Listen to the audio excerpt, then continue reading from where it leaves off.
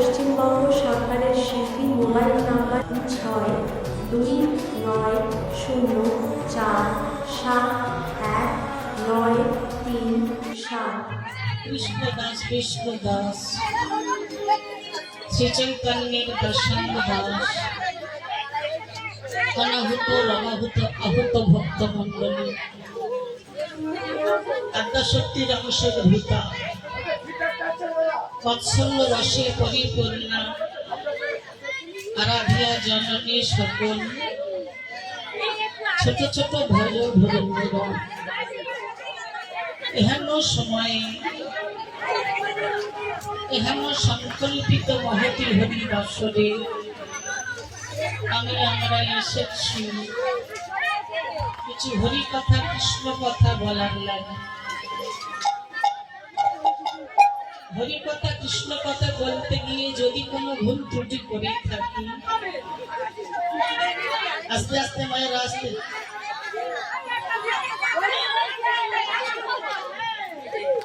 আপনারা এই অধমা কন্যাকে নিজ কন্যা জ্ঞানে ভগ্নে জ্ঞানে সমুদয় ভুল ত্রুটি মার্জনা করিবেন।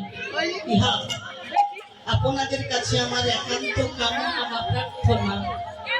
ওই সঙ্গে আপনাদের চরণে কোটি কোটি সাধুগুরু বৈষ্ণবের চরণে আশেপাশে যত তৃণমূল লতা আদি আছে সবাইকে বৈষ্ণব যেন সবাকার চরণে জানাই শত শত কোটি কোটি প্রণাম। ও ভাই আমার কৃষ্ণ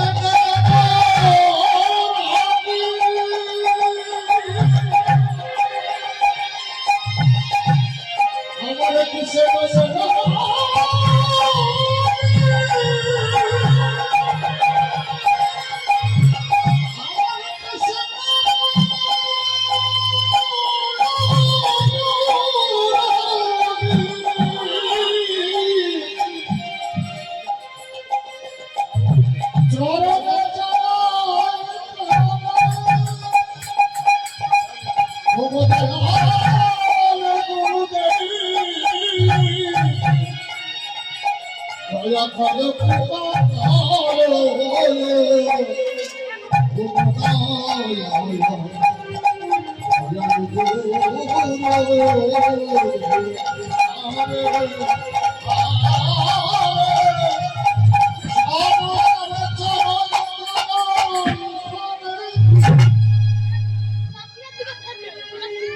ধীরে ধীরে হরে রে নমো হরে রে নমো হরে রে নামৈব কেবলম কালো নস্তেব নস্তেব নস্তেব গতির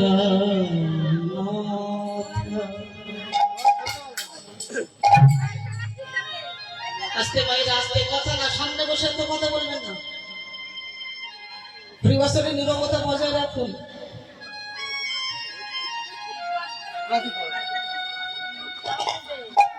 ভগবান নিজ মুখে নারদীয় পুরাণে বললেন, হরিনাম কলিজীবের একমাত্র পরপারের সম্বল। হরিনাম ছাড়া কলিজীবের কোনো গতি নাই, গতি নাই, গতি নাই। ভক্তমন্ডলী ভক্তিমতী মায়েরা, এ বালবৃদ্ধ যুব আদি করিস যত নরনারী আমরা সবাই জানি হরিনাম ছাড়া গতি নাই।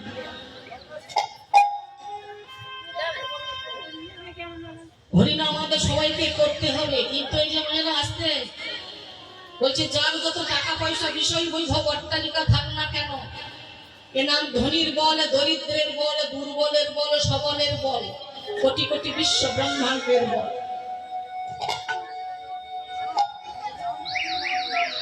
হরিনাম যদি করতে হয় তাহলে কি করতে হবে? সকাল সকাল করতে হবে না, কারণ সকাল সকাল নাম করলে সকাল সকাল পারে যাওয়া যায়। আর যদি না করতে পারি ওই ঘাটে বসে সারা জীবন কাঁদতে হবে, পার করো পার করো। ভগবানকে পেতে গেলে গয়া কাশী প্রয়াগ বৃন্দাবনে কোথাও যেতে হবে না।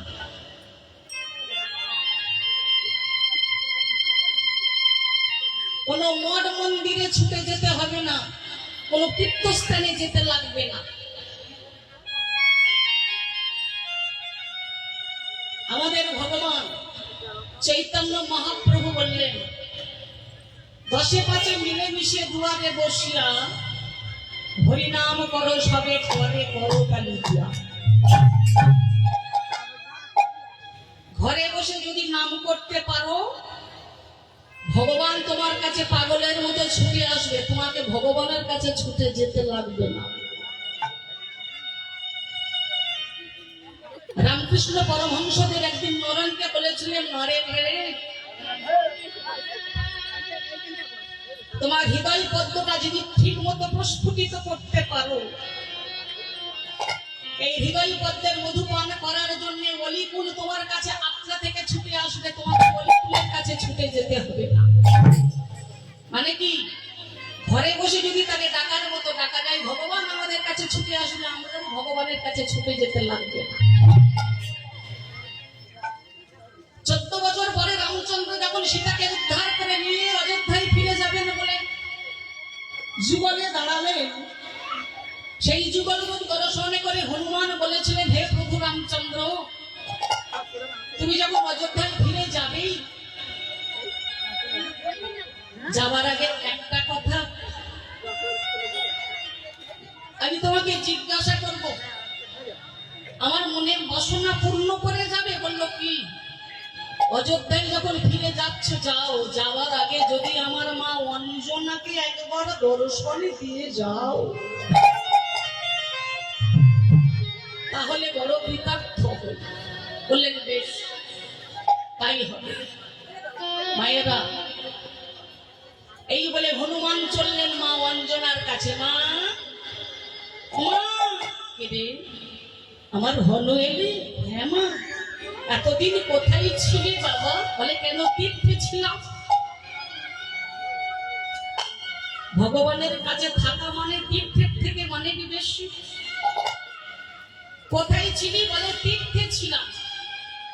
বলে তুই আমার সন্তান হয়ে তীর্থ ভ্রমণ করলি, আমি মা হয়ে আমার তীর্থ ভ্রমণ হলো না?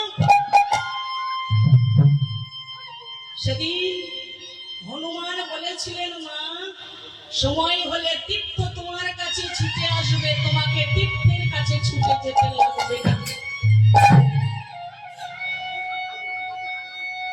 সত্যি রামচন্দ্র ছুটে এসেছিলেন হনুমানের মা অঞ্জনার কাছে।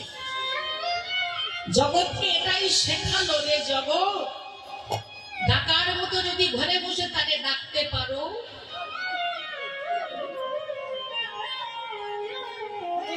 ভগবান তোমার কাছে ছুটে আসবে। ভগবানের কাছে তোমাকে ছুটে যেতে লাগবে না কিছু হাত পেতে, কিছু চাইতে হবে না। সেই প্রসঙ্গে আমাদের বিশ্বকবি রবীন্দ্রনাথ কত সুন্দর একটা পদ লিখলেন, না চাহিলে যারে পাওয়া যায়, না চাহিলে যারে পাওয়া যায়, তেয়া গিলে আসে কাছে দিবস যে হারায়েছি আমি, পেয়েছি আধার রাতে, না চাহিলে যারে পাওয়া যায়, না চাহিলে যারে পাওয়া যায়, তেয়া গিলে আসে কাছে দিবস যে হারায়েছি আমি, পেয়েছি আধার রাতে, না চাহিলে যারে পাওয়া যায়, না দেখিবে কানে পরশিবে না গো, না দেখিবে কানে পরশিবে না গো, ঢেলে দিয়ে যাবো যাবো যাবো তারাই তারাই রবে তাই পানি কুসুম ফুটিবে প্রাতে না চাহিলে যাবে পাওয়া যায় না চাহিলে যাবে পাওয়া যায় দেয়া দিলে আসে আছে দিবসে যে হারাইছি আমি এনেছি আধার রাতে না চাহিলে যাবে পাওয়া যায়। ভক্তমণ্ডলী, ভক্তিমতী মায়েরা, তাহলে ডাকার মতো তারে ডাকতে পারলে ঘরে বসে তাকে পাওয়া যাবে। কেন? যা আছে বিশ্ব ব্রহ্মাণ্ডে তা আছে আমাদের এই দেহ ভাণ্ডে। মায়েরা, যা আছে বিশ্ব ব্রহ্মাণ্ডে তা আছে আমাদের এই দেহ ভাণ্ডে। এই দেহটাই নবদ্বীপ, দেহটাই শ্রীক্ষেত্র, দেহটাই বৃন্দাবন। আপনারা বলবেন কীর্তনীয় আলপনা গায়েন, বৃন্দাবনের পরিসীমা 84 ক্রোশ। আমাদের দেহ বৃন্দাবনের পরিসীমা কি 84 ক্রোশ? তত্ত্ব বললেন হ্যাঁ। সেটা কেমন? বললেন প্রত্যেকটা মানুষের দৈর্ঘ্য যে যার হাতের 3.5 হাত, এক হাত সমান 24 আঙুল, 3.5 হাত সমান 84 আঙুল। এই 84 আঙুলে হলো 84 ক্রোশ দেহ বৃন্দাবন।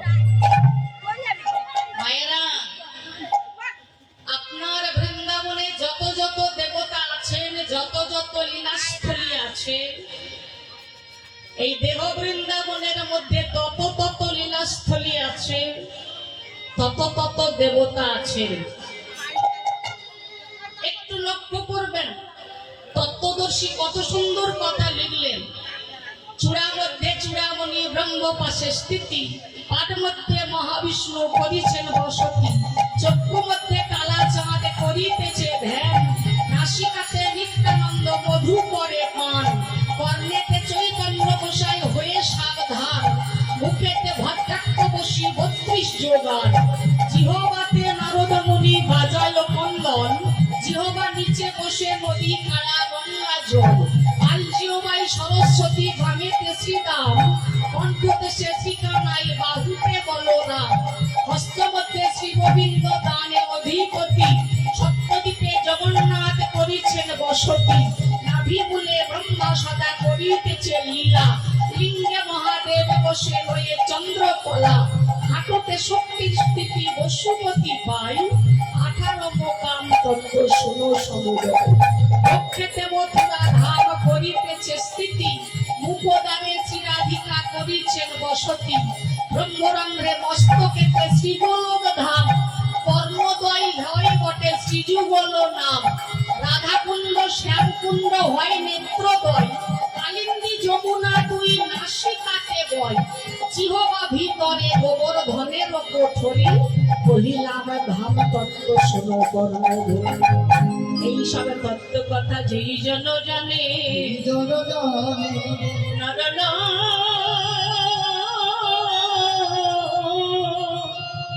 নরলোক তুচ্ছ তারে দেবলোক মনে।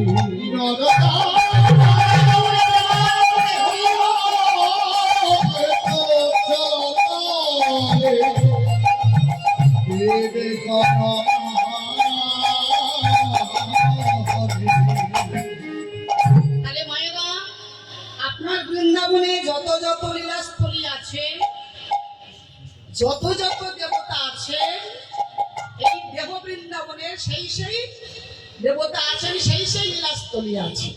আপনার বৃন্দাবনে গোবিন্দ আছেন। ওমা, আমাদের বৃন্দাবনের মধ্যেও গোবিন্দ আছেন। আমার দিকে তাকাবেন, হরিনাম শুনতে বসে আন কথায় কান দিলে ও শোনা ঠিক না শোনা ভালো। ও বাড়ি গিয়ে ভালো ভালো সিরিয়াল হচ্ছে, সিরিয়াল দেখুন। আমাদের দেহ বৃন্দাবনের মধ্যে গোবিন্দ আছেন। কোনটা বলুন তো? এই যে যাচ্ছে আসছে, এটা হলো প্রাণ গোবিন্দ। এটা বেরিয়ে যদি আর না ঢোকে কি হবে মা? নিতাই গৌর হরি বল হয়ে যাবে। তাই সেই প্রসঙ্গে আমার লালন ফকির কত সুন্দর একটা গান লিখে গেছে।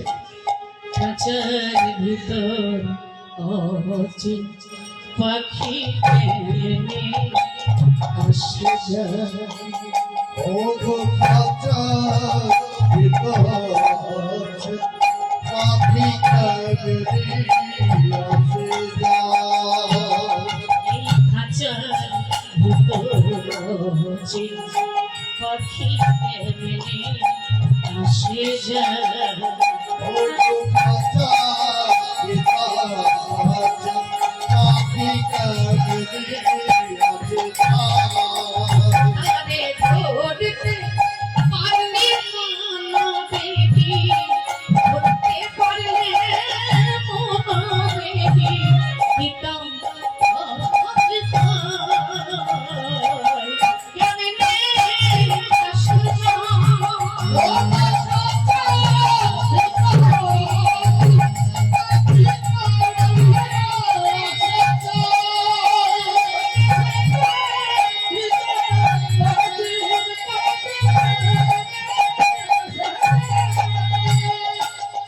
ভক্তমণ্ডলী, ভক্তিবতী মেয়েরা, আপনারা অনেকে খাঁচার মধ্যে পাখি পোষেন, তাই না? আস্তে, খাঁচার মধ্যে পাখি পোষেন, ভালো করে ময়না শুনবেন। পাখিটা যদি বেশি দিন বাঁচে আপনার খাঁচার মর্যাদা থাকবে। পাখিটা যদি উড়ে যায়, মারা যায়, আপনার খাঁচাটা পড়ে পড়ে ঘুম ধরে নষ্ট হয়ে যাবে। কেন? ওটা কাঁচা বাঁশের খাঁচা, তাই না? তেমনি লালন বললেন আমাদের দেহ খাঁচার মধ্যে যে প্রাণরূপী পাখি আছে, একে যদি বেশি দিন লাস্টিং করাতে পারি তবে আমাদের খাঁচার মর্যাদা থাকবে। আর পাখিটা যদি উড়ে যায় আপনার ওই কাঁচা বাঁশের খাঁচার মতো এই খাঁচাটা নষ্ট হয়ে যাবে। কেন? এটা রক্ত মাংস দিয়ে তৈরি, তাই না? কিন্তু মায়েরা, পাখিটা যাতে বেশি দিন বাঁচে তার চিন্তা করি না, কেবল খাঁচার চিন্তা করি। প্রতিদিন সাবান, স্নো, তেল, পাউডার মাখিয়ে খাঁচাটাকে চকচকে ঝকঝকে করছি। একবারও ভেবে দেখি না পাখিটা উড়ে গেলে আপনার ওই কাঁচা বাঁশের খাঁচার মতো দেহ খাঁচাটা ঘুম ধরে নষ্ট হয়ে যাবে। তাই লালন বললেন মন তৈরি খাঁচা দাসে, খাঁচা ভেতর কাঁচা বাসে। ওই ওই খাঁচার আসে, খাঁচারে তোর খাঁচা বাসে। মন তৈরি খাঁচা দাসে, খাঁচা ভেতর কাঁচা বাসে।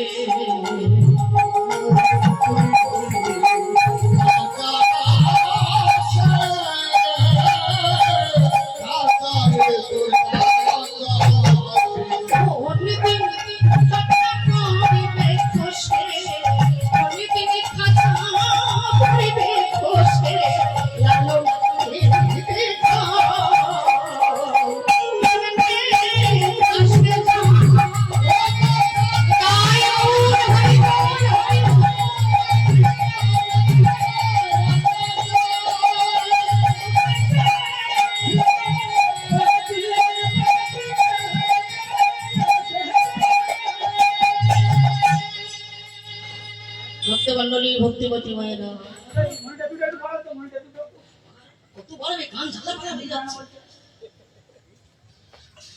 ভক্তমণ্ডলী, ভক্তিবতী মায়েরা, তাহলে সিদ্ধান্তটা কি দাঁড়ালো? পাখিটা যদি বেশি দিন বাঁচে খাঁচার মর্যাদা থাকবে। এইবারে লক্ষ্য করুন মায়েরা, আপনারা খাঁচায় পাখি পুষলে কি খেতে দেন? প্রতিদিন ছোলা দেন, জল দেন, তাই না? যার যে খাবার সেই খাবারটা তাকে দিতে হবে। তেমনি লালন বললেন আমাদের দেহ খাঁচার মধ্যে যে প্রাণরূপী পাখি আছে একেও প্রতিদিন ছোলা দিতে হবে, জল দিতে হবে। আপনার খাঁচার পাখিটাকে যদি প্রতিদিন ছোলা জলের বদলে ভাত ডাল মাছ মাংস খাওয়ান, দেখবেন বেশি দিন লাস্টিং করবে না। কেন? যার যে খাবার সেই খাবারটা তাকে দিতে হবে। কি তেমনি আমাদের দেহ খাঁচার মধ্যে যে প্রাণরূপী পাখি আছে একেও প্রতিদিন ছোলা দিতে হবে, জল দিতে হবে। কিন্তু ছোলা জলের বদলে প্রতিদিন ভাত ডাল মাছ মাংস খাওয়াচ্ছি, যার জন্য বেশি দিন লাস্টিং করছে না। সত্য যুগে মানুষের পরমায়ু ছিল 1 লক্ষ বছর, ত্রেতাই ছিল 10,000, দাপরে ছিল 1000, বর্তমানে কলিযুগের পরমায়ু হয়েছে 100 বছর। এখানে এতগুলো বাবা মা বসে আছেন, বুকে হাত দিয়ে বলুন তো এখনকার দিনে কটা বাবা মা 100 বছর বাঁচছে? গাছের পাকা ফল পেকে আছে, কুড়ি ফলগুলো সব অকালে ঝরে যাচ্ছে।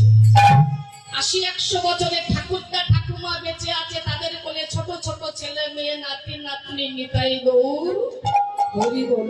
কেন? যার যে খাবার সেই খাবারটা তাকে দেওয়া হচ্ছে না। আপনারা খাঁচার পাখিটাকে যেমন প্রতিদিন ছোলা দেন, জল দেন, তেমনি লালন বললেন আমাদের দেহ খাঁচার মধ্যে যে প্রাণরূপী পাখি আছে একেও প্রতিদিন ছোলা দিতে হবে, জল দিতে হবে। ছোলাটা কিসের? কৃষ্ণ নামের ছোলা। হরে কৃষ্ণ হরে কৃষ্ণ হরে কৃষ্ণ কৃষ্ণ কৃষ্ণ হরে হরে হরে হরে হরে রাম হরে রাম রাম রাম হরে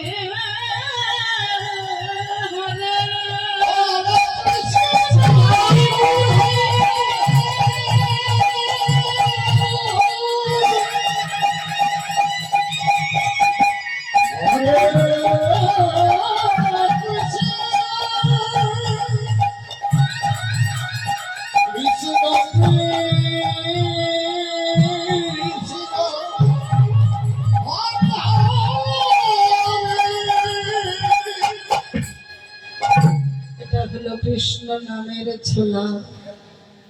আর জলটা ও মায়েরা শুধু ছোলা দিলে হবে? গলায় আটকে মারা যাবে তো। এর সঙ্গে বাড়ি মানে জল দিতে হবে, বাড়ি।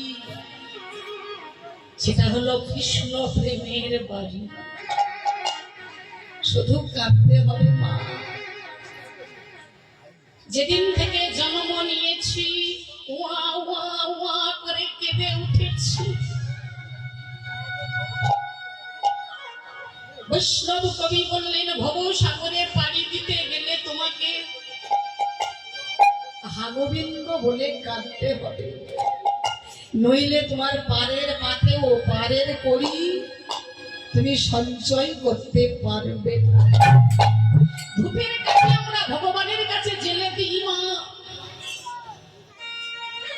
কিছুক্ষণ পরে দেখি সেটা নিভে যায়। কিন্তু কোন বুদ্ধিমান ব্যক্তি যদি ওই ধূপের কাঠিটা একবারে ভিজিয়ে জেলে দেন,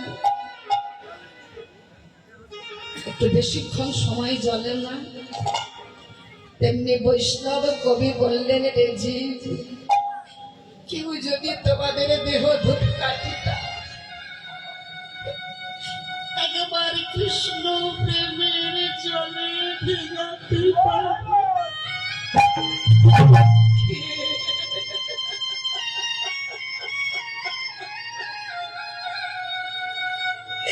কেউ যদি তোমাদের দেহ ধূপ কাঠিটা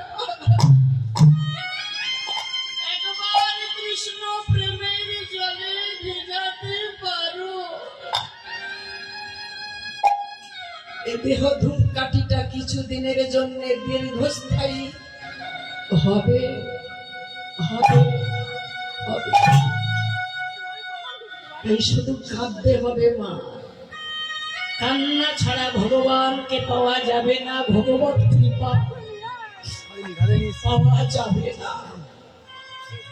আপনারা বলবেন কীর্তনীয় আলপনা গায়েন, আমরা কি কাঁদি না? হ্যাঁ কাঁদি। ছেলের জন্য কাঁদি, মেয়ের জন্য কাঁদি, স্বামীর জন্য কাঁদি, সন্তানের জন্য কাঁদি।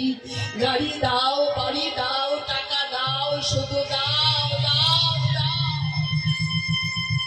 একটা মাকড়সার 10টা পা, একটা মানুষের অসংখ্য পা। কামনা বাসনার পা অনেক। কি হতে চাই, কি করতে চাই, কোথায় যেতে চাই, লক্ষ শূন্য লক্ষ বাসনা ছুটিছে গভীর আধারে। ভক্তমণ্ডলী, ভক্তিমতী মায়েরা, লোভের বশবর্তী হয়ে আমরা ধর্ম ভুলে যাচ্ছি। ভুলে গেছি পাপ পুণ্যের কথা, ভুলে গেছি ধর্মের কথা। লোভের বশবর্তী হয়ে ভাই ভাইকে খুন করছে, ছেলে বাবাকে খুন করছে, মানুষকে হত্যা করতে তাদের হাত এতটুকু কাঁপে না।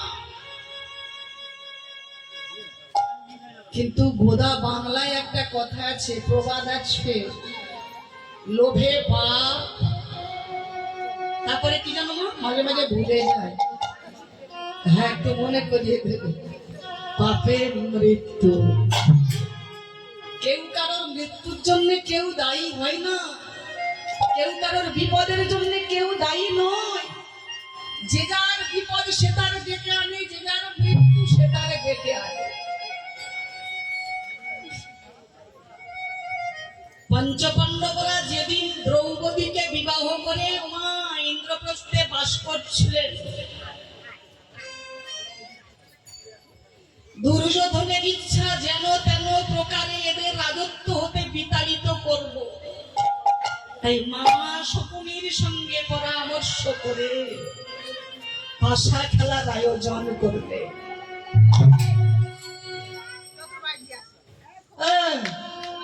আদর করবে, এই যে বাড়িতে গিয়ে আদর করো, আস্তে আস্তে।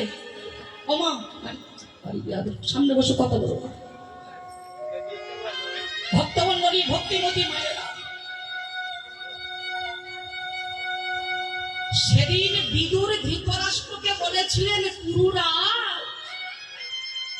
আপনি এ খেলা খেলবেন না, নইলে আপনাদেরই সর্বনাশ হবে। কে শোনে কার কথা? আরম্ভ হয়ে গেল পাশা খেলা। ভক্তমণ্ডলী, ভক্তিমতী মায়েরা, দেখতে দেখতে যুধিষ্ঠির ক্রমশ হাঁটতে বসেছে। বিদুর তারপরেও গিয়ে বললেন, গুরুরাজ আমি বলছি এ খেলা বন্ধ করুন, আগুন জ্বলে উঠেছে, আগুনে ঘি না ঢেলে আগুন নেভাবার ব্যবস্থা করুন। তথাপিও ধৃতরাষ্ট্র কোনো কথা শুনলেন না। অবশেষে শকুনির কপট চালাকিতে যুধিষ্ঠির পাশা খেলায় হেরে গেলে দ্রৌপদীকে নিয়ে চললেন 12 বছরের জন্য বনবাস, 1 বছরের জন্য অজ্ঞাতবাস। বিদুর বলে উঠলেন, কুরুরাজ এইবারে আপনাদের সর্বনাশ আপনারা নিজেরাই ডেকে আনলেন। এত লোক, আপনাদের এত লোক, পাণ্ডবদের সর্বস্ব কেড়ে নিয়ে তাদের বনবাসে পাঠালেন। তাকিয়ে দেখুন জ্যেষ্ঠ পাণ্ডব যুধিষ্ঠিরের দিকে। আপন বসনে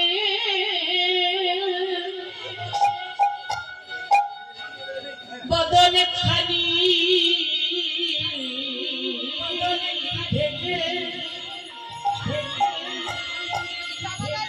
চলেছে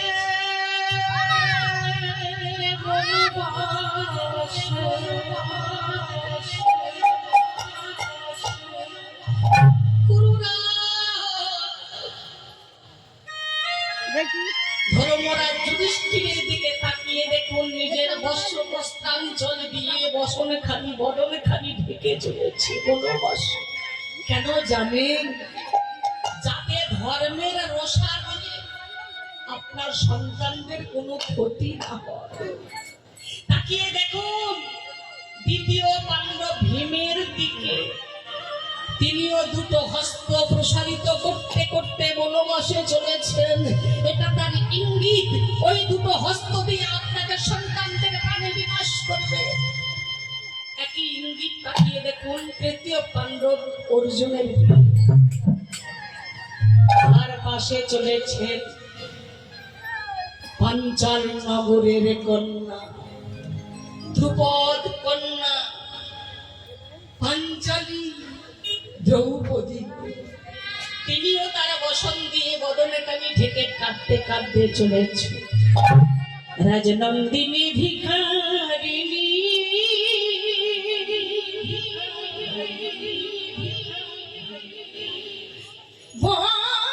বনবাসে যায়,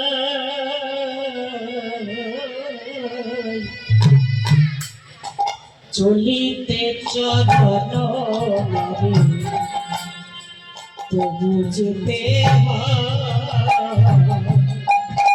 চলিতে চরণ নারী তবু যেতে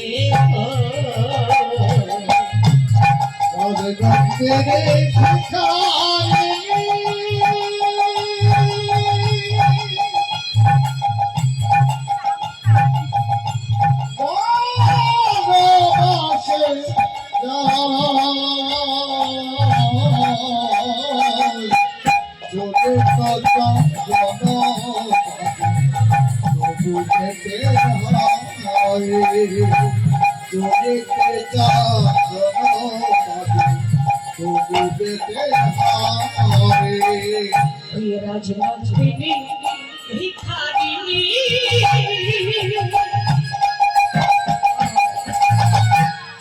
বনবাসে যায়, চলিতে চরণ তবু যেতে হয়, চলিতে চরণ তবু যেতে হয়। রাজনন্দিনী ভিখারিণী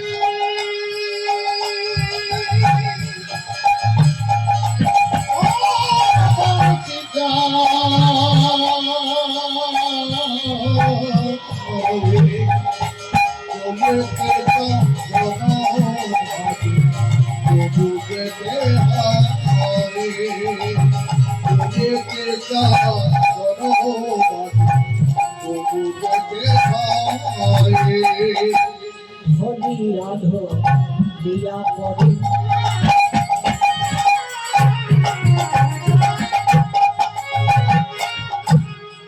ভেসে যায় আখি নিরে,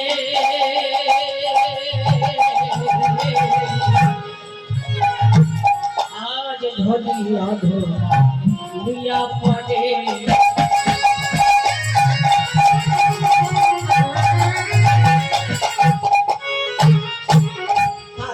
ভেসে যায় আখি নিরে, মনে কি করিব কথা